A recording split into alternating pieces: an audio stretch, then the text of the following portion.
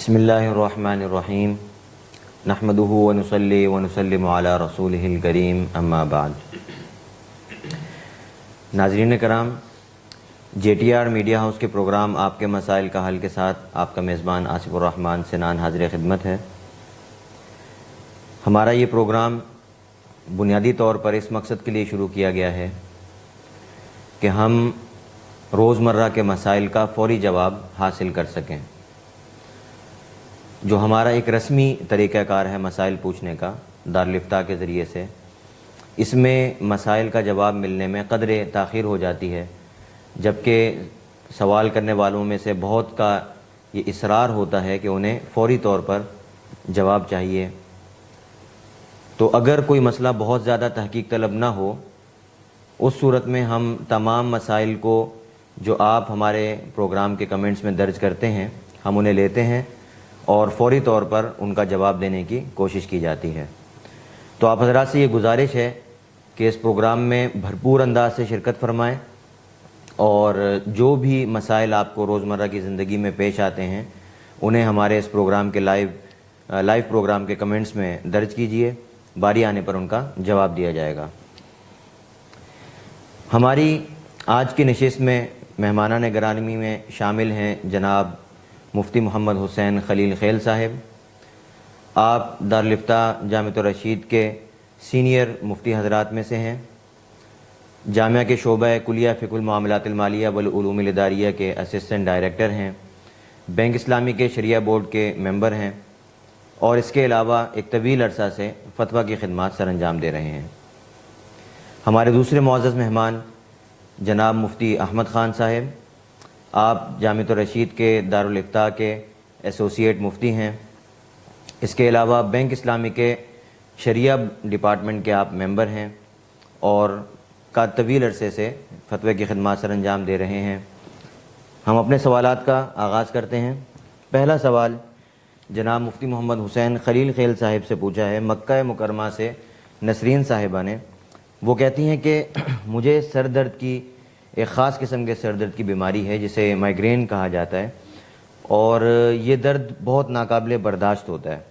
تو کہتی ہیں کہ اگر فرض روزے میں یہ درد شروع ہو جائے اور درد کی شدت بھی بہت ہوتی ہے، طے اور مطلی بھی اس کی صورت میں ہو رہی ہوتی ہے، تو کیا اس صورت میں روزے کو توڑنا جائز ہوگا؟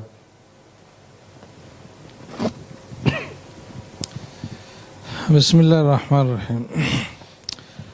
تو اگر اس درد کی شدت کی وجہ سے ان کو خوراک کی ضرورت پیش آتی ہے یا دوائی کا آنا ضروری ہوتا ہے، یا ایسا ہے کہ جو الٹی کی انہوں نے بات کی ہے یہ الٹی ان کو باقاعدہ اپنے قصد اور ارادہ سے کرنا پڑتی ہو، اس لیے کہ اس سے سر کا درد اگر ہلکا ہوتا ہے تو الٹی باقاعدہ انہوں نے اگر کرنا ہے، تو یہ جو صورتیں ہے کہ کچھ کھانے پینے کی یا علاج اور دوا کھانے کی ضرورت ہے، الٹیاں بالقصد اور ارادے کے ساتھ کرنے کی صورت ہے، تو ان صورتوں میں تو روزہ ٹوٹ جاتا ہے۔ البتہ اس روزے کے صرف قضا لازم ہوگی، کفارہ لازم نہیں ہوگا۔ لیکن اگر ایسا ہے کہ درد کی شدت کی وجہ سے بے اختیار الٹی آ جاتی ہے تو اس میں ایک بات سمجھنے کی ہے کہ الٹی جب بے اختیار آ جائے تو اس سے روزہ نہیں ٹوٹتا بذات خود الٹی ہونے سے۔ البتہ الٹی ہونے کے وقت اگر کچھ حصہ اس کا دوبارہ حلق میں لوٹایا جائے ایک چنا کی مقدار کے برابر یا اس سے زیادہ، تو پھر اس سے لوٹانے سے روزہ ٹوٹتا ہے، لیکن محض الٹی کرنے سے روزہ نہیں ٹوٹتا۔ تو اگر ایسی صورت ہے کہ بے اختیار ان کو الٹی آتی ہے تو اس کو یہ روزے کے ٹوٹ جانے کا سبب نہ سمجھے اور اس کی وجہ سے روزہ نہ چھوڑے۔ اگر اس وجہ سے ہی روزہ انہوں نے چھوڑنا ہے تو پھر اس کی ضرورت نہیں ہے، جیسے کہ میں نے کہا کہ اس سے روزہ ٹوٹتا ہی نہیں ہے۔ اور حلق میں واپس جو لے جانا ہے یہ کوئی ایسا ضروری عمل نہیں ہے اور کوئی ایسا مشکل کام بھی نہیں ہے جس سے اجتناب نہ ہو سکے، تو اس سے احتراز کیا جا سکتا ہے۔ تو اگر اس طرح بے اختیار الٹیوں کی صورت ہے تو اس سے بچنا ممکن ہے اور اس سے روزہ بھی نہیں ٹوٹتا۔ بہت بہت شکریہ۔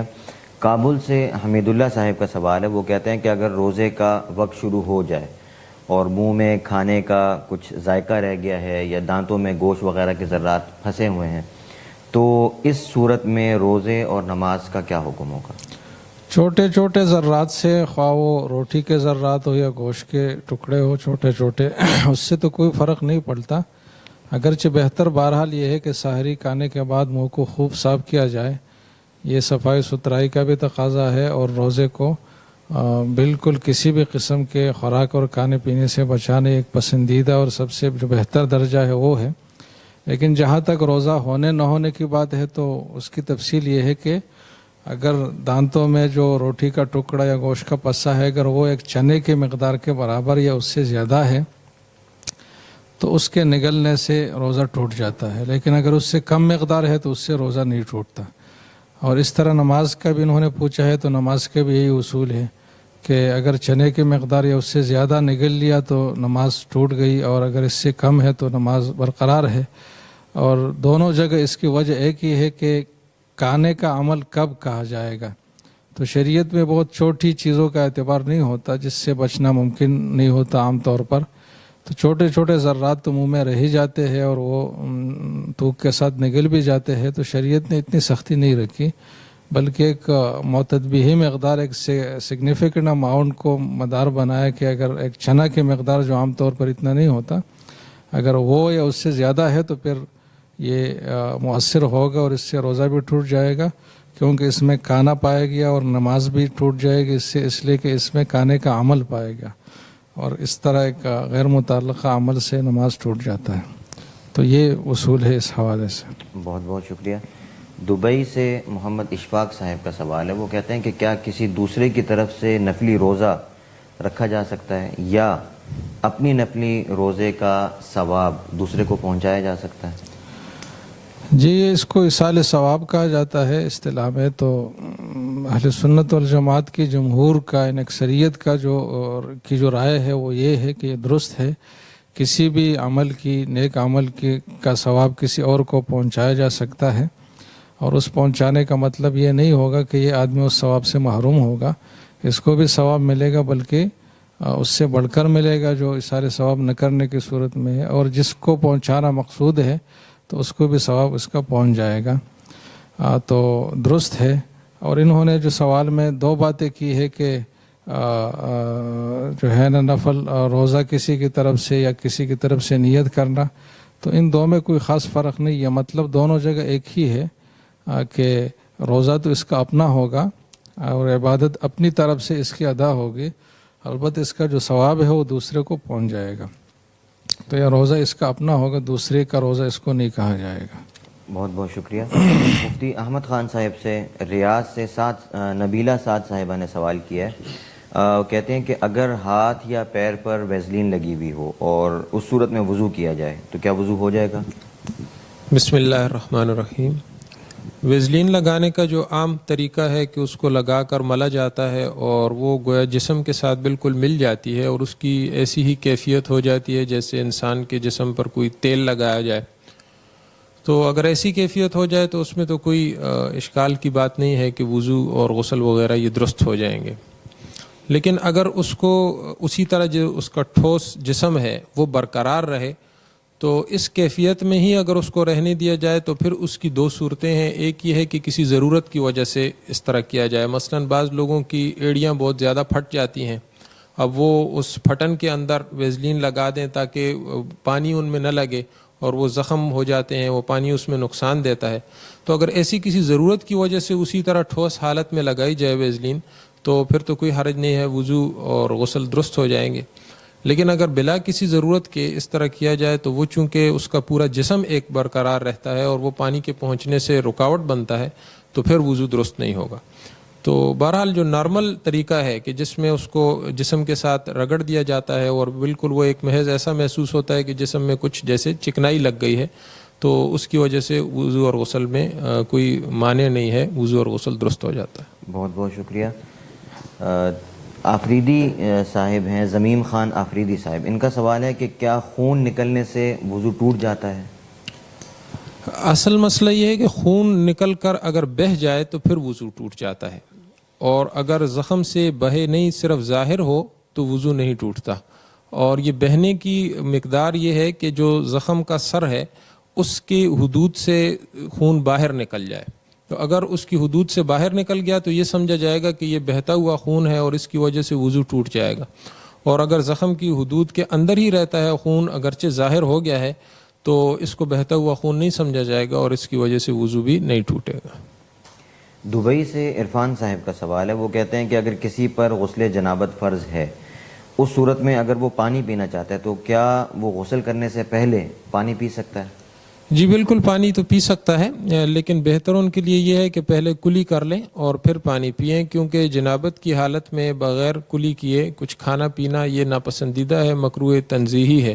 اگرچہ کوئی کھا لے یا پی لے تو ناجائز تو نہیں ہے، لیکن بہتر یہ ہے کہ پہلے کلی کر لیں اور پھر کھا پی سکتے ہیں۔ مفتی محمد حسین خلیل خیل صاحب سے سوال کیا ہے طلحہ خان صاحب نے، وہ کہتے ہیں کہ الکحل والا پرفیوم، چونکہ عام طور پر جتنے بھی پرفیومز دستیاب ہیں ان میں الکحل ہوتی ہے، تو کیا اس پرفیوم کو لگا کر نماز پڑھنا درست ہے؟ الکحل کے حوالے سے ایک اصول ہے، اور وہ یہ ہے کہ جو کھجور یا انگور سے جو ماخوذ الکحل ہے تو وہ تو حرام بھی ہے اس کا داخل استعمال، اور ظاہری اور خارج استعمال کے لیے وہ ناپاک بھی ہے، تو یہ دونوں چیزیں اس کی جائز نہیں ہے۔ لیکن جو انگور اور کھجور کے علاوہ جو باقی اجناس ہے اس سے جو ماخوذ الکحل ہے تو اس کے بارے میں بھی اختلاف ہے، لیکن راجح جو بات ہے وہ یہ ہے کہ یہ پاک ہے اور اس کا خارج استعمال درست ہے اور اس پر نجاست کے احکام نہیں لگیں گے۔ اور آج کل جو عام طور پر الکحل جو ملایا جاتا ہے چیزوں میں، یہ ایک حفاظتی نقطہ نظر سے کہ چیزیں خراب نہ ہوں، تو وہ دوسرا والا جو الکحل ہے جو انگور اور کھجور کے علاوہ ہے وہ ملایا جاتا ہے، کیونکہ انگور اور کھجور والا بہت مہنگا ہے، تو یہ تجارتی نقطہ نظر سے بھی ایک بات ہے کہ آدمی کیوں ایسی چیز ڈالے جس پر بہت خرچہ ہوتے جبکہ وہ کم خرچے میں بھی وہ کام ہو سکتا ہے۔ تو یہ یقین کے ساتھ کہا جا سکتا ہے کہ جو الکحل اس طرح ایک محافظ کے طور پر اضافی طور پر شامل کیا جاتا ہے تو وہ انگور اور کھجور کے علاوہ ہے، لہٰذا یہ پاک ہے، اور جب پاک ہے تو اس کا خارج استعمال درست ہے۔ اور جو پرفیوم وغیرہ ہے یہ بھی خارج استعمال ہی کی صورتیں ہیں تو درست ہے، اس کے لگانے میں کوئی حرج نہیں ہے۔ بہت بہت شکریہ۔ کراچی سے حجاب صاحبہ کا سوال ہے کہ نفل نماز میں سجدہ صاحب واجب ہو گیا، تو یہ سجدہ صاحب کب کرنا ہوگا؟ اسی نماز میں کرنا ہوگا یا ساری نمازوں کے بعد؟ نہیں، جس نماز میں سہو ہوا ہے تو سجدہ سہو بھی اسی نماز کے آخر میں ہی کرنا پڑے گا۔ یہ نہیں ہو سکتا کہ اس نماز کے علاوہ باقی جو نمازیں ہیں اس میں وہ سجدہ کیا جائے اور وہ اس کی جگہ ہو جائے، ایسا نہیں ہوگا۔ وہ سجدہ سہو اگر رہ گیا تو پھر اس کے اعادے کی اور دوبارہ دہرانے کی کوئی صورت بھی نہیں ہے، پوری نماز ہی دہرانا ضروری ہوگا۔ دبئی سے فرید خان صاحب کا سوال ہے، وہ کہتے ہیں کہ بعض مساجد میں ٹوکریاں رکھی ہوتی ہیں اور اس میں ٹوپیاں رکھنے کا اہتمام کیا جاتا ہے، تو جو نماز پڑھنے لوگ آتے ہیں وہ اس میں سے ٹوپی اٹھاتے ہیں اور پہن کر نماز پڑھ لیتے ہیں، تو کیا اس ٹوپی کو پہن کر نماز پڑھنا ٹھیک ہے؟ بس پہلی بات تو یہ ہے کہ یہ ایک المیہ ہے کہ ہم نے ٹوپی کو لباس سے اور ضروری لباس سے خارج سمجھا ہے، جبکہ یہ شرعی نقطہ نظر سے غلط بات ہے۔ ٹوپی بھی لباس ہی کا حصہ ہے، جیسے کہ قمیص لباس کا حصہ ہے تو ٹوپی بھی اس طرح ہے۔ تو اگر کوئی بغیر قمیص کے گھومے پھرے تو ظاہر ہے برا لگے گا، تو اس طرح بغیر ٹوپی کے گھومنا پھرنا بھی برا لگنا چاہیے، دیکھنے والوں کو بھی اور خود کرنے والوں کو بھی۔ لیکن یہ مغربی تہذیب کے اثرات ہے کہ ان چیزوں کی حساسیت ہم سے ختم ہو گئی، ورنہ شرعاً یہ لباس کا حصہ ہے۔ رسول اللہ صلی اللہ علیہ وسلم اپنے مبارک سر پر یا تو ٹوپی یا امامہ یا ٹوپی اور امامہ دونوں رکھتے تھے۔ ایسا بہت کبھی کبھار ہوا ہوگا کہ ننگے سر وہ ان کو پایا گیا ہو اور دیکھا گیا ہو، تو یہ لباس کا حصہ ہے تو اس کا اہتمام کرنا چاہیے۔ اگر کوئی اس کا اہتمام عام معمول میں نہیں کرتا تو اتنی بات تو بہرحال ضروری ہے کہ ایک صاف ستھری ٹوپی جس کو پہن کر کسی بھی معزز مجمع میں جایا جا سکے، ایسی ٹوپی جیب میں آدمی رکھے اور جب نماز پڑھنا ہے تو وہ پہن لے، کیونکہ جب کسی مجمع میں انسانوں کے سامنے ہم جاتے ہیں تو اس میں اپنے لباس کا ہم اہتمام کرتے ہیں، تو اللہ کے سامنے جب حاضری ہو پیشی ہو تو اس میں کیوں نہ ہو، تو یہ دوسرے درجے کی اہم بات ہے۔ لیکن یہ بھی اگر کسی آدمی سے نہیں ہو سکتا اور بہت ہی سست ہے تو پھر اس کے آخری درجے میں گنجائش ہے کہ جو مسجدوں میں تیار ٹوپیاں رکھی ہوئی ہے اس کو پہن لیا جائے، اس کو پہننا ننگے سر نماز پڑھنے سے بہرحال بہتر ہے۔ بہت بہت شکریہ۔ نعیم اللہ خان صاحب کا سوال ہے، وہ کہتے ہیں کہ کیا نماز استخارہ میں جو دعائے استخارہ ہے وہ دیکھ کر پڑھ سکتے ہیں. ان کا شاید خیال یہ ہے کہ وہ نماز استخارہ کی جو دعا ہے وہ نماز کے اندر ہی پڑھنی ہوتی ہے. نہیں، نماز کے اندر نہیں. کل اس پر تفصیلی بات ہوئی ہے. اگر انہوں نے کل نہیں سنا تو کل کے سیشن کا وہ حصہ سن لے جس میں استخارہ کی تمام ضروری تفصیلات آئی تھی. تو وہ جو دعا ہے وہ کسی بھی زبان میں مانگی جا سکتی ہے، عربی میں بہتر ہے. تو اگر یاد نہیں ہے تو کسی کتاب میں دیکھ کر بھی اس کو پڑھ سکتے ہیں. البتہ اس کا معنی اور مفہوم سمجھنا ضروری ہے، کیونکہ دعا مانگنے کی چیز ہے، پڑھنے کی چیز نہیں ہے. تو مانگنا جب ہوگا جب اس کا مفہوم بھی سمجھے. پھر اس میں جو الفاظ ہے کہ ان ھذا الامر، کہ اس میں اپنے مطلوبہ کام کی نیت کریں، تو وہ بھی جب ہوگا جب معنی سمجھ آ رہا ہو. تو معنی کی سمجھ کے ساتھ اگر کسی چیز کو دیکھ کر پڑھا جائے تو بھی سنت جو عمل ہے استخارے کا وہ حاصل ہو جائے گا، سنت پر عمل ہوگا، اس سے کوئی فرق نہیں پڑتا. بہرحال لیکن نماز کے اندر اگر کوئی دعا ہو تو وہ دیکھ کر پڑھنے سے تو ہاں، نماز کے اندر جو بھی قرات ہے، دعا ہے، وہ دیکھ کر پڑھنے سے پھر نماز فاسد ہو جاتی ہے. اس لیے کہ ایک سیکھنے کا عمل ہے اور نماز میں سیکھنے سکھانے کے جو عمل ہے وہ نہیں ہو سکتے. بہت بہت شکریہ. مفتی احمد خان صاحب سے سوال کیا ہے کامران خان صاحب نے. اب وہ کہتے ہیں کہ عام پانی میں اگر زمزم کا پانی ملا دیا جائے تو کیا وہ بھی زمزم کے حکم میں ہو جائے گا؟ زمزم کے پورے احکام تو لاگو ہونے کے لیے ضروری ہے کہ زمزم کا پانی غالب ہو. اگر غالب مقدار زمزم کی ہے اور کچھ تھوڑا دوسرا پانی اس میں ملایا گیا ہے پھر تو اس کے احکام وہی ہوں گے کہ جو زمزم کے ہیں. لیکن اگر زیادہ پانی میں تھوڑا سا زمزم کا پانی ملا لیا گیا ہے تو اس کو زمزم کا پانی نہیں کہا جا سکتا اور نہ ہی اس پر سارے وہ احکام لاگو ہوں گے. بہرحال اس میں چونکہ زمزم کی ملاوٹ ہوئی ہے اس لیے جو اس کے فوائد ہیں، جو اس کی برکات ہیں، وہ تو اس پانی کے پینے والے کو بھی انشاءاللہ پہنچیں گی. اور باقی چونکہ اس میں زمزم ملایا گیا ہے تو یہ بھی لحاظ رکھنا چاہیے کہ اس کو کسی ناپاک جگہ میں نہ ڈالا جائے، کسی ناپاکی کے دھونے میں، صاف کرنے میں اس کو استعمال نہ کیا جائے. لیکن بہرحال اس کو زمزم کہنا درست نہیں ہوگا. کراچی سے حیدر صاحب کا سوال ہے. وہ کہتے ہیں کہ کیا روٹی کے 4 ٹکڑے کرنا یہ سنت ہے؟ اور اگلا سوال انہوں نے مزید اس کے ساتھ یہ کیا، کھانے سے متعلق کیا کہ 3 انگلیوں سے کھانا، کیا اسے بھی سنت قرار دیا جائے گا؟ روٹی کے 4 ٹکڑے کرنا تو سنت نہیں ہے، یہ تو کسی ایسی مستند حدیث سے ثابت نہیں ہے. اور دوسری جو انہوں نے بات پوچھی ہے کہ 3 انگلیوں سے کھانا، تو یہ واقعی میں احادیث سے ثابت ہے. امام مسلم رحمہ اللہ نے اپنی کتاب صحیح مسلم میں حدیث شریف نقل کی ہے حضرت کعب ابن مالک رضی اللہ تعالی عنہ سے. فرماتے ہیں کہ کان رسول اللہ صلی اللہ علیہ وسلم یأکل بثلاث اصابع ویلعق یدہ قبل ان یمسحها، کہ رسول اللہ صلی اللہ علیہ وسلم 3 انگلیوں سے کھانا تناول کیا کرتے تھے اور اس کو ہاتھوں کو پوچھنے سے پہلے ہاتھ کو چاٹ لیا کرتے تھے. تو اس لیے عام طور پر تو انسان 3 انگلیوں سے ہی کھائے، یہی طریقہ جو ہے بہتر ہے. لیکن اگر ضرورت ہو تو 4تھی انگلی کو یا 5ویں انگلی کو بھی بوقت ضرورت استعمال کیا جا سکتا ہے، کیونکہ علماء نے لکھا ہے کہ بعض روایات میں آپ صلی اللہ علیہ وسلم کا 4تھی انگلی کا بھی استعمال کرنا ثابت ہے.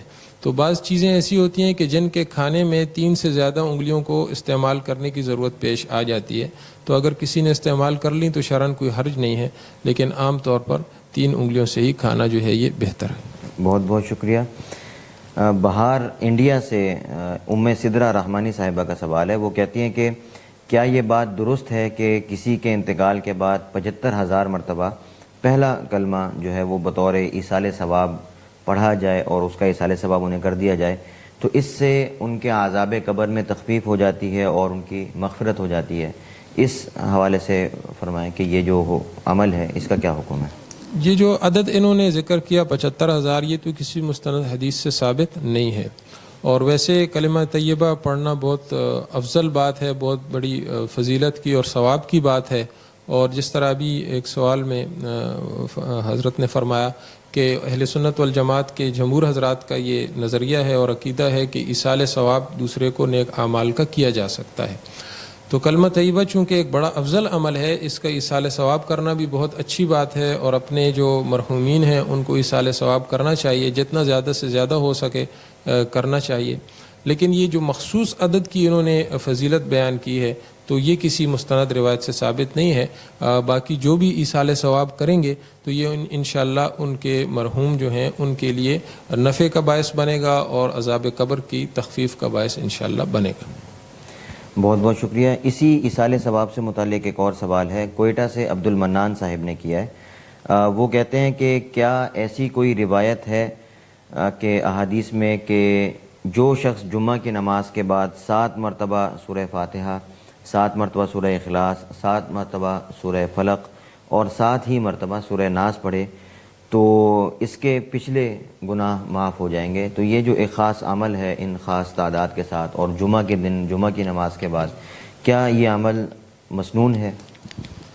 جی بس اس بارے میں بھی یہی ہے کہ کسی بھی مستند حدیث میں ایسے اعداد کے ساتھ ان اعمال کا کرنا ثابت نہیں ہے، اور نہ ہی کوئی ایسی ترغیب ہے کہ اتنی دفعہ پڑھا جائے گا تو اس کے گناہ معاف ہو جائیں گے. ویسے یہ جو ہیں آخری صورتیں، آخری دونوں صورتیں، اسی طرح سورہ اخلاص اور سورہ کافرون، ان کو ویسے صبح شام 3 دفعہ پڑھنا چاہیے. ان کی فضیلت ہے اور انسان کے لیے ہر قسم کی شرور سے حفاظت کا سبب ہے. لیکن یہ جو مخصوص اعداد انہوں نے بتائے ہیں ان میں پڑھنا، اور خاص طور پہ پھر جمعے کے دن جمعے کی نماز کے بعد پڑھنا، اور یہ فضیلت جو ہے یہ کسی مستند حدیث سے ثابت نہیں ہے. بہت بہت شکریہ مفتی احمد خان صاحب. مفتی محمد حسین خلیل خیل صاحب سے سوال کیا ہے کراچی سے فیصل خان صاحب نے. وہ کہتے ہیں کہ چاندی کی انگوٹھی کے پہننے کے بارے میں سنت کیا ہے؟ بس پہلی بات تو یہ سمجھنی چاہیے کہ مردوں کے لیے جو انگوٹھی کا استعمال ہے یہ صرف جواز کی حد تک ہے. مطلب اگر کوئی پہنے گا تو حرام کا مرتکب نہیں ہوگا، ناجائز نہیں ہوگا، یہ کام اس کا جائز ہوگا. باقی کوئی فضیلت اس میں نہیں ہے کہ انگوٹھی پہننا مردوں کے لیے کوئی باعث فضیلت ہو، بلکہ ضرورت کی چیز ہے. اور جس کو ضرورت ہے، جیسے کہ پرانے زمانے میں قاضی حضرات جو اپنا مہر لگاتے تھے یا جو بھی حکمران اپنا مہر لگاتے تھے تو انگوٹھی میں ان کا مہر بنی ہوئی ہوتی تھی اور وہی لگاتے تھے، تو ان کو ایک ضرورت تھی. لیکن اگر ضرورت نہ بھی ہو تو بھی مباح ہے، لیکن بہرحال کوئی باعث ثواب اور کوئی الگ سے فضائل والی چیز نہیں ہے. تو پہلی بات تو یہ ہے. دوسری بات یہ ہے کہ انگوٹھی مردوں کے لیے اس میں 2 قیودات ہے، 2 ریسٹرکشن ہے. ایک تو یہ ہے کہ یہ چاندی ہی کی ہو، چاندی کے علاوہ کسی بھی چیز کی نہ ہو، نہ تو سونے کی ہو نہ کسی اور دھات کی ہو. اور دوسری بات یہ کہ ایک خاص مقدار ہے مسقال کی، اس مسقال سے کم ہو. مسقال کی مقدار آج کل گراموں میں 4.86 گرام بنتا ہے، تو مطلب 4 ساڑھے 4 گرام تک ہو، اس سے زیادہ نہ ہو. تو یہ دوسری اس میں پابندی ہے. اگر اس طرح کیا جائے تو پھر سنت کے مطابق، یعنی مطلب یہ کہ یہ عمل جو جس حد تک جائز ہے اس جواز کے حدود پر عمل ہوگا. باقی پہننے کی جو کیفیت ہے اس میں کوئی خاص طریقہ تو نہیں ہے. البتہ بعض احادیث میں ہے کہ رسول اللہ صلی اللہ علیہ وسلم کا جو عام معمول تھا وہ بائیں ہاتھ کی چھوٹی انگلی میں انگوٹھی پہننے کا تھا. تو بہرحال اس کو نسبتاً بہتر کہا جائے گا، اس لیے کہ حدیث میں یہ معمول ثابت ہے. تو یہ ہے، لیکن باقی انگلیوں میں بھی پہننے میں کوئی گناہ نہیں ہے. لیکن بہتر بہرحال یہ ہے کہ بائیں ہاتھ میں ہو، دائیں میں نہ ہو، پھر چھوٹی انگلی میں ہو، باقی انگلیوں میں نہ ہو. اور اس کی ایک وجہ یہ بھی ہے کہ مرد یہ چیز زینت کے لیے استعمال نہیں کرے گا، کیونکہ زینت اس طرح کی دھاتوں سے اور خارجی چیزوں سے حاصل کرنا یہ خواتین کی خصوصیت ہے کہ ان کو زیورات اور خارجی آلات استعمال کرنے کی ضرورت ہوتی ہے. مرد کے لیے ایسی زینت نہ مطلوب ہے اور نہ کوئی محمود اور اچھی بات ہے.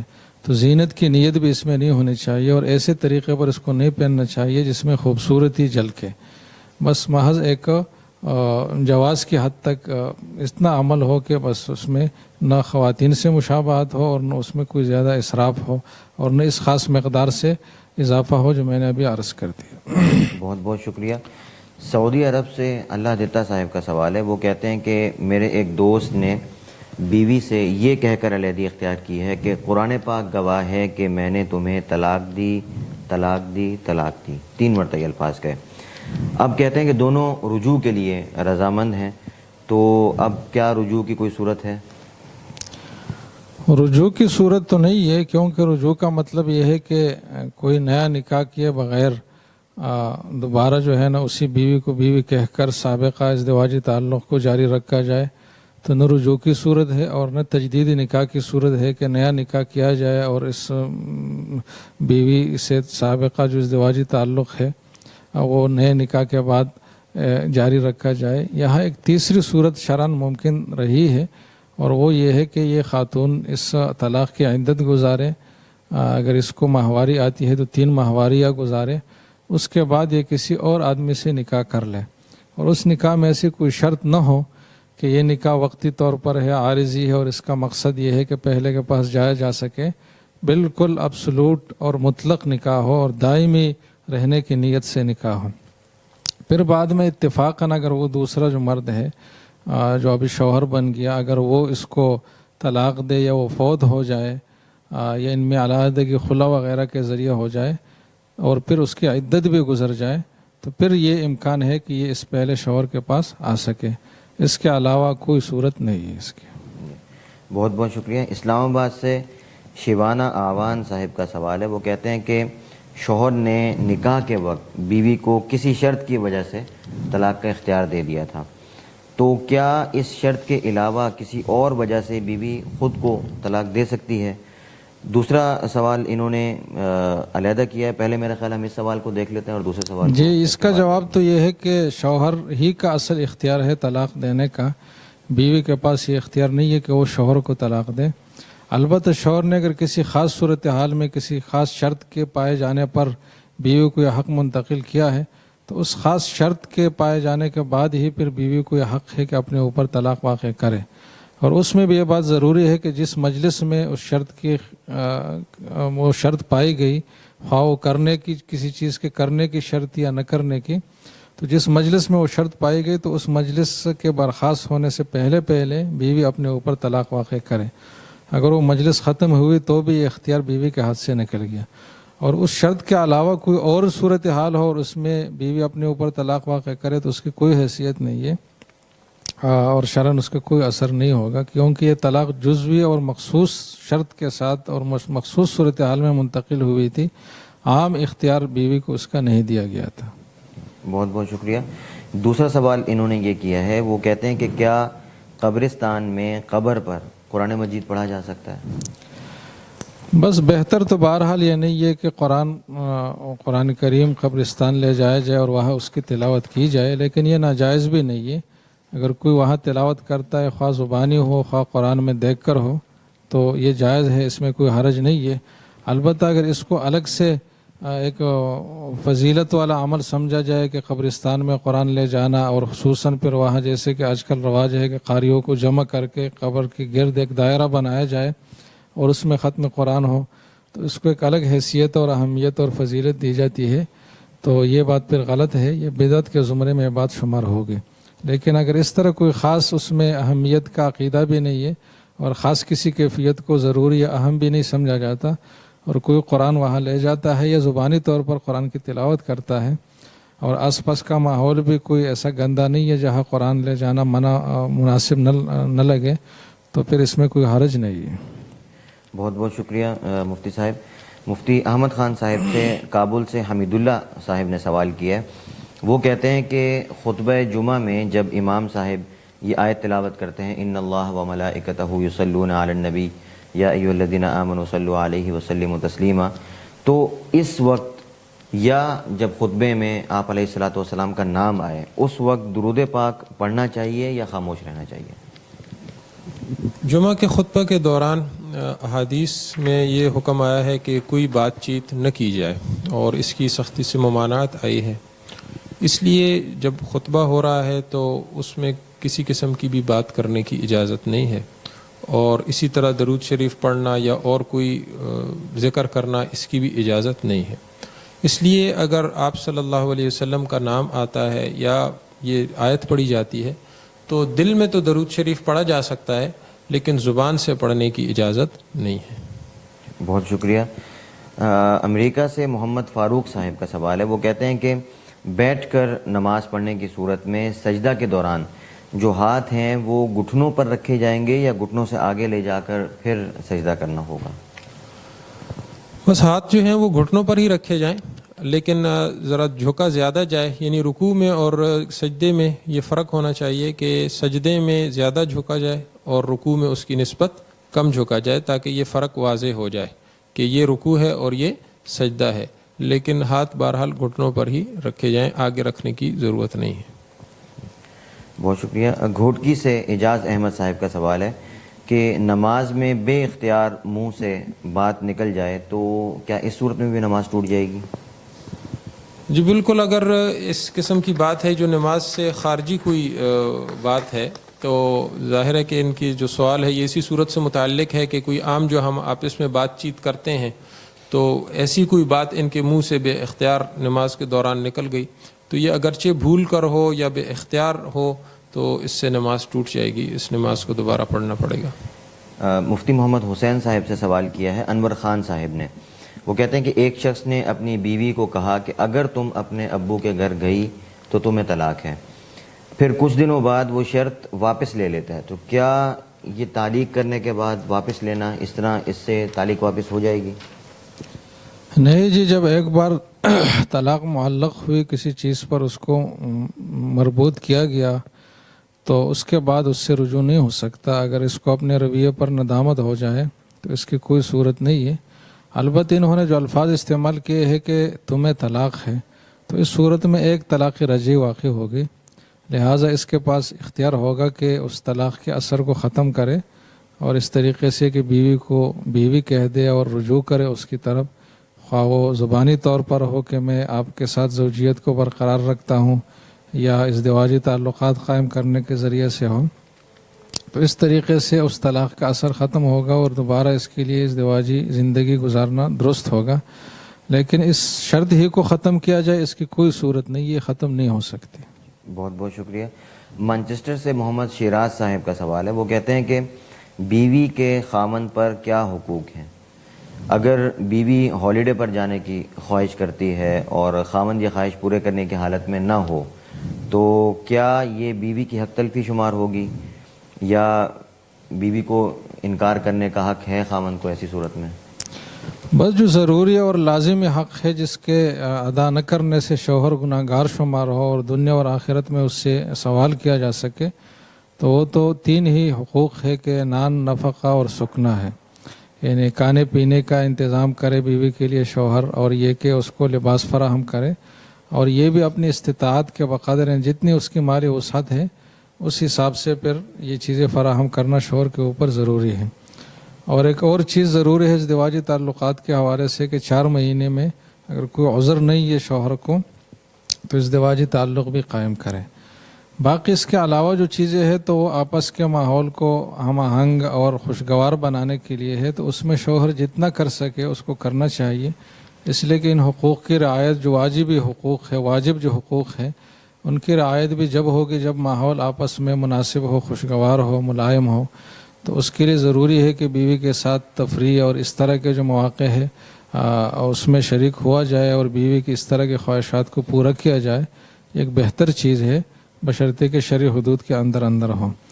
تو اگر شوہر ایسا کرے گا جو انہوں نے بات پوچھی ہے تو یہ اس کے لیے باعث ثواب ہے، اچھی بات ہے، لیکن اس پر لازم نہیں ہے. اگر وہ نہیں کر پاتا یا نہیں کرتا تو اس کو ملامت یا اس کو گناہگار نہیں کہا جائے گا. وہ مطلب یہ کہ واجبی حق جب وہ ادا کر رہا ہے تو مزید کی پوچھ گچھ اس سے نہیں ہوگی. بہت شکریہ. امریکہ سے فیاض احمد صاحب کا سوال ہے. وہ کہتے ہیں کہ کیا مقتول کے باپ یا بھائی کو یہ حق حاصل ہے کہ وہ قاتل کو معاف کر دیں؟ جی ان کو یہ حق حاصل ہے، بلکہ ان کو ترغیب ہے شریعت کی طرف سے کہ وہ معاف کر دے اور بدلہ نہ لے. لیکن اگر بدلہ لیتے ہیں تو پھر ان کو اس کا بھی اختیار ہے. بہت بہت شکریہ مفتی صاحب. مفتی احمد خان صاحب سے سوال کیا ہے کراچی سے محمد نعمان صاحب نے. وہ کہتے ہیں کہ حیدرآباد سے کراچی جاتے ہوئے مغرب کی نماز آ گئی تو میں نے گاڑی میں بیٹھ کر ہی نماز پڑھ لی، تو اب آیا وہ نماز درست ہو گئی یا مجھے دوبارہ پڑھنی پڑے گی؟ اس بارے میں اصل حکم تو یہ ہے کہ یہ گاڑی کو رکوانے کی کوشش کریں. عموماً اس حوالے سے دیکھنے میں یہ آتا ہے کہ کافی سستی پائی جاتی ہے کہ لوگ جو ہیں وہ ایک تو گاڑی والے سے شروع میں بات نہیں کرتے، اسی طرح جب نماز کا وقت آ جاتا ہے تو اس سے کہتے نہیں ہیں کہ گاڑی روکے. اگر کچھ لوگ مل کر اصرار کریں تو عموماً ایسا ہوتا ہے کہ گاڑی رکوا دی جاتی ہے اور نماز جو ہے وہ صحیح طریقے پر پڑھی جا سکتی ہے. تو کوشش پوری کرنی چاہیے کہ یہ گاڑی رکوائی جائے اور گاڑی سے اتر کر جو نماز پڑھنے کا صحیح طریقہ ہے کھڑے ہو کر پڑھنے کا تو اس کے مطابق نماز پڑھی جائے. لیکن اگر کوئی بہت مجبوری کی صورت ہے، گاڑی رکوائی بھی نہیں جا سکتی اور اگر گاڑی سے اتر جائیں تو دوسری گاڑی کا ملنا بھی بڑا مشکل ہے، کسی شدید پریشانی میں مبتلا ہونے کا اندیشہ ہے، اور ایسی حالت میں انہوں نے پھر بیٹھ کر نماز پڑھی، کیونکہ بس میں تو کھڑے ہو کر نماز پڑھنے کی عموماً موقع نہیں مل سکتا انسان کو، تو پھر اس نماز کو بعد میں دہرانا ہوگا. اس وقت تو یہ اسی طرح پڑھ لیں لیکن بعد میں پھر اس نماز کو دہرانا بھی ضروری ہوگا. بہت بہت شکریہ. اسلام آباد سے اسحاق صاحب کا سوال ہے. وہ کہتے ہیں کہ کسی کی ایک رکعت رہ گئی تھی لیکن اس نے بھولے سے سلام پھیر دیا، تو اب کیا حکم ہوگا اس کے لیے؟ اگر اس نے ابھی تک کوئی ایسا کام نہیں کیا کہ جو نماز کے منافی ہے، مثلا کسی سے بات چیت نہیں کی ہے یا اور کوئی ایسا زیادہ عمل نہیں کیا کہ جس کی وجہ سے نماز ٹوٹ جاتی ہے، یا مثلا اس نے اپنا جو رخ ہے وہ قبلے سے پھیر لیا، پشت کر لی قبلے کی طرف، تو کوئی ایسا عمل نہیں کیا کہ جو نماز کے منافی ہے اور جس سے نماز ٹوٹ جاتی ہے، تو پھر ان کو چاہیے کہ کھڑے ہو جائیں اور جو ایک رکعت رہ گئی ہے وہ پڑھ لیں اور آخر میں سجدہ سہو کریں. اور اگر یہ نماز کے منافی کوئی کام کر چکے ہیں تو پھر اب انہیں از سر نو یہ نماز پڑھنی ہوگی. حیدرآباد سے محمد سہیر صاحب کا سوال ہے. وہ کہتے ہیں کہ مرد اور عورت کی قضا نماز کے لیے اذان اور اقامت کے کیا احکامات ہیں؟ کیا اذان اور اقامت دینا ضروری ہے؟ دیکھیں، عورت کے لیے تو اذان اور اقامت دینا ویسے ہی جائز نہیں ہے، چاہے ادا نماز ہو یا قضا نماز ہو. اس لیے اس کے لیے تو بہرحال حکم یہی ہے کہ اگر نماز قضا ہو گئی ہے تو بغیر اذان اور اقامت کے اس نماز کی قضا کر لیں. اور مردوں کے لیے حکم یہ ہے کہ اگر کسی سے انفرادی طور پر نماز قضا ہوئی ہے تو چاہیے اسے کہ اذان اور اقامت کہہ لے، لیکن اس طور پر کہے کہ اور لوگوں کو اس کا علم نہ ہو. یعنی کسی ایسی جگہ میں ہے کہ جہاں پر وہ اذان اور اقامت کہے گا تو کسی کو پتہ نہیں چلے گا تو پھر تو کہہ لے. لیکن اگر کسی مجمع میں ہے یا ایسی جگہ میں ہے کہ اگر وہ اذان اور اقامت کہے تو لوگوں کو پتہ لگ جائے گا، تو ایسی صورت میں اذان اور اقامت نہیں کہنی چاہیے، کیونکہ اس میں اپنے ایک غلطی اور گناہ کا اظہار ہے کہ جی مجھ سے نماز قضا ہوئی ہے اور اب میں اس کی قضا کر رہا ہوں. تو اپنے ایک گناہ کا اظہار کرنا یہ بھی شرعاً درست نہیں ہے. تو ایسی صورت میں پھر اذان اور اقامت نہ کہی جائے. تو یہ چاہے انفرادی طور پر پڑھے یا کچھ لوگوں کی مشترکہ طور پر نماز قضا ہو گئی اور اب وہ جماعت سے پڑھنا چاہتے ہیں، تو دونوں کے لیے یہ حکم ہے کہ اگر لوگوں کو پتہ چلتا ہو تو پھر تو اونچی آواز سے نہ کہی جائے، کوئی آہستہ آواز سے کہہ لی جائے، یا اگر آہستہ بھی کہنا ممکن نہیں ہے تو بالکل نہ کہی جائے. اور اگر پتہ نہیں چلتا تو پھر اونچی آواز سے بھی کہی جا سکتی ہے. کسی ویرانے میں ہے، راستے میں ہے اور کوئی اور لوگ موجود نہیں ہیں تو اونچی آواز سے بھی اذان اور اقامت کہہ کر قضا کی جا سکتی. بہت شکریہ. مفتی حسین خلیل خیل صاحب سے سوال کیا ہے ہنی خان صاحب نے. یہ کہتے ہیں کہ کسی کو 5 لاکھ روپے دیے کاروبار کرنے کے لیے. اب ہم یہ حساب کتاب نہیں کرتے اس سے کہ آپ کو کتنا نفع ہوا، ہمیں کچھ اس کا علم نہیں ہے، لیکن وہ جسے ہم نے پیسے دیے ہیں وہ کبھی ہمیں 15,000 روپے، کبھی 12,000 روپے، اس طریقے سے مختلف مقدار پیسوں کی وہ دیتا رہتا ہے. تو کیا یہ رقم جو وہ شخص ہمیں دے رہا ہے کیا یہ سود شمار ہوگی؟ بس پہلے تو یہ سمجھنا ضروری ہے کہ انہوں نے جو طریقہ اختیار کیا ہے یہ غلط ہے، اور صحیح طریقہ پہلے میں عرض کروں پھر اس کے بعد انہوں نے جو کیا ہے اس کا حکم وہ یہ ہے کہ ایسی صورت کو شریعت کے اصطلاح میں مضاربت کہا جاتا ہے، کہ ایک شخص انویسٹ کرے دوسرے کے پاس اپنی رقم کہ وہ اس پہ محنت کرے، تجارت کرے، اور جو نفع ہو وہ دونوں میں تقسیم ہو. تو مضاربت میں یہ بات ضروری ہے کہ وہ جو نفع ہے اس کا فیصدی تناسب کے حساب سے تقسیم طے ہو. اس میں یہ صورت درست نہیں ہے کہ کچھ مخصوص رقم کی صورت میں نفع طے ہو، اور یہ بھی درست نہیں ہے کہ سرمایہ کے تناسب سے سرمایہ کے فیصدی حصے کے طور پر ہو کہ آپ نے جو سرمایہ دیا ہے اس کا 10%. اور یہ بھی درست نہیں ہے کہ کوئی چیز طے نہ ہو، نہ یہ اور نہ وہ، اور ایسے ایک معاملہ مبہم انداز میں چلتا رہے. درست جو طریقہ ہے وہ یہی ہے کہ نفع کی تقسیم طے ہو اور وہ فیصدی لحاظ سے طے ہو. باقی انہوں نے جو طریقہ اختیار کیا ہے اس میں تھوڑی سی تفصیل یہ ہے کہ اگر انہوں نے یہ بات طے کی تھی کہ میں نے جو رقم آپ کو دی ہے اس سے جو نفع حاصل ہوگا اس کا اتنے فیصد آپ کا اور اتنا میرا، اگر یہ بات انہوں نے طے کی تھی اور بعد میں ان کو یہ جو سوال انہوں نے پوچھا ہے یہ شبہ اس لیے ہو رہا ہے کہ ہمیں یہ حقیقت میں پتہ نہیں ہے کہ جو ہمارے لیے فیصدی طے ہوئی تھی مثلا 50%، تو وہ واقعی اتنا ہے جو یہ ہمیں دے رہے ہیں 12,000 یا 15,000 یا 50% اس سے کم ہے زیادہ ہے، اس بات میں ان کو شک و شبہ ہے، تو پھر تو اس کی کوئی ضرورت نہیں ہے، اور ان کو اعتماد کرنا چاہیے کہ ہمارے لیے جو 50% مثلا طے ہوا تھا وہ یہی ہے جو یہ ہمیں دے رہے ہیں، اور اس میں جو کمی بیشی ہو رہی ہے یہ جو فلکچویشن ہے اس وجہ سے ہے کہ نفع کبھی کم ہوتا ہے کبھی زیادہ ہوتا ہے۔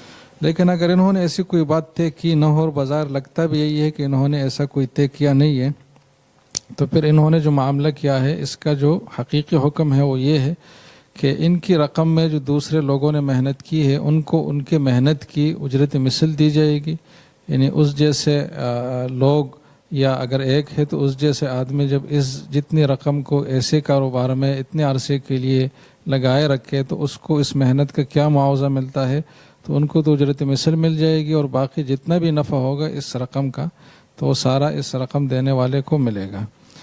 اب انہوں نے جو کچھ لیا ہے 12 یا 15,000 تو اس کو دیکھا جائے کہ یہ ان کے حصے میں جو شرعاً آنے والا تھا اس سے یہ کم ہے زیادہ ہے، اگر زیادہ ہے تو اضافہ اس دوسرے فریق کو واپس کرے، اور اگر کم ہے تو دوسرے فریق سے وہ باقی کا مطالبہ کر سکتے ہیں یہ، لیکن حق ان کا صرف اتنا ہی ہے کہ دوسرے فریق کی اجرت مثل نکالنے کے بعد جو اس رقم کا جو نفع بچتا ہے، یعنی اس رقم کے حصے میں جو نفع آتا ہے وہ باقی ان کا ہے، تو یہ اس کا ایک حکم ہے۔ لیکن جو کام انہوں نے کیا ہے ناجائز ہے، آئندہ اس سے اجتناب کرنا ضروری ہے، اور ایک واضح طور پر نفع فیصدی لحاظ سے طے کرنا ضروری ہے۔ ایک آج کی ہماری نشست کا یہ آخری سوال ہے، کراچی سے شوقی صاحب نے کیا ہے۔ وہ کہتے ہیں کہ میں نے ہارٹ کا سٹنٹ ڈلوایا اور اس کی قیمت میں نے خود ادا کی، لیکن میڈیکل انشورنس انہوں نے کروا رکھی تھی، تو کہتے ہیں کہ بعد میں ادارے نے جو ہے وہ مجھے میڈیکل انشورنس کی رقم مجھے دی، تو اب یہ جو پیسے مجھے میڈیکل انشورنس کے طور پر ملے ہیں کیا میں ان کو استعمال کر سکتا ہوں؟ نیز کیا ان پیسوں سے مرحوم والد کی نمازوں کا اور روزوں کا فدیہ دینا ٹھیک ہے یا نہیں، یا اپنے سگے بہن بھائیوں کو ہدیہ کر دے، تو اس کا ان پیسوں کا استعمال کیا ہوگا؟ بس جو آج کل مروج جو انشورنس ہے کنونشنل انشورنس، یہ سود اور غرر اور قمار کا مجموعہ ہے، تو مطلب شرعی لحاظ سے اس کی کوئی گنجائش نہیں ہے، تو اس میں جو رقم ان کو ملی ہے یہ یقینی بات ہے کہ انہوں نے جو پریمیم اور قسطیں جمع کی تھی اس سے زیادہ رقم ان کو ملی ہے، تو اس مقدار تک جو انہوں نے رقم جمع کی ہے اس حد تک تو یہ استعمال کر سکتے ہیں، اور انہوں نے جو باتیں لکھی ہے کہ کسی کو دینا یا اپنے استعمال میں لینا، ہدیہ فدیہ جو بھی مقصد ہے اس میں وہ پریمیم جو ادا شدہ ہے ان کی طرف سے اس کے بقدر تو اس میں کوئی بھی تصرف کر سکتے، لیکن اس سے جو زائد مقدار ہے اس کو بلا نیت ثواب صدقہ کرنا ضروری ہوگا۔ بہت شکریہ۔ ناظرین کرام، ہمارا آج کا پروگرام اختتام پذیر ہوتا ہے۔ انشاءاللہ العزیز کل 9 بجے ہم دوبارہ حاضر خدمت ہوں گے۔ آپ حضرات سے گزارش ہے کہ ہمارے اس پروگرام کو زیادہ سے زیادہ شیئر کریں، دوست احباب کو بھی ترغیب دیں کہ وہ یہ پروگرام سنیں، تاکہ ان میں بھی دین کی آگاہی اور دین کا شعور پھیلے، اور وہ بھی اپنے روزمرہ کے مسائل ہم سے پوچھ سکیں تاکہ مستند مفتیان کرام ان کا جواب دے سکیں۔ وآخر دعوانا ان الحمدللہ رب العالمین۔